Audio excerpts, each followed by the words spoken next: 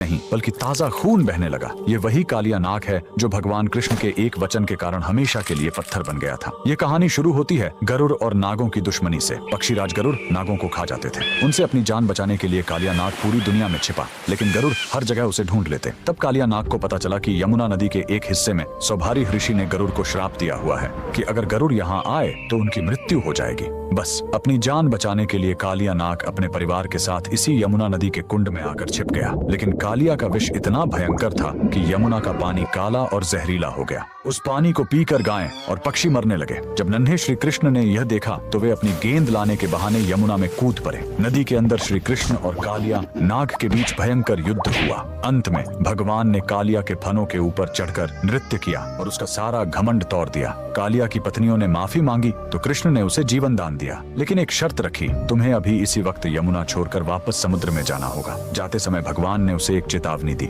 जाते समय पीछे मुड़कर मत देखना, वरना जहाँ देखोगे वहीं पत्थर के हो जाओगे। कालिया नाग अपने परिवार के साथ निकल पड़ा, लेकिन जैसे ही वह ब्रज की सीमा पर स्थित जैत गांव के पास पहुंचा, उसके मन में एक बार फिर वृंदावन को देखने का मोह जाग उठा। उसने सोचा एक आखिरी बार देख लूं, और जैसे ही उसने पीछे मुड़कर देखा, श्री कृष्ण के वचन अनुसार वह तुरंत वहीं पत्थर की मूर्ति में बदल गया। कहा जाता है कि उसकी पूंछ आज भी जैत गांव के जमीन के नीचे से लेकर वृंदावन तक फैली हुई है। सदियों बाद जब भारत में अंग्रेजों का राज्य आया तो उन्हें इस कहानी पर विश्वास नहीं हुआ। सच्चाई जानने के लिए एक अंग्रेज अफसर ने मूर्ति के आसपास खुदाई शुरू करवाई, लेकिन खुदाई का कोई अंत ही नहीं मिल रहा था। झल्लाहट और गुस्से में आकर उस अफसर ने अपनी बंदूक निकाली और कालिया नाग की पत्थर की मूर्ति पर गोली चला दी। तभी पत्थर के उस घाव से खून की धारा फूट पड़ी। ये चमत्कार देखकर अंग्रेजों की रूह कांप गई और वे वहां से दुम दबाकर भाग खड़े हुए। आज भी जैत गांव में वह मूर्ति मौजूद है। कमेंट्स में जय श्री कृष्णा जरूर लिखें।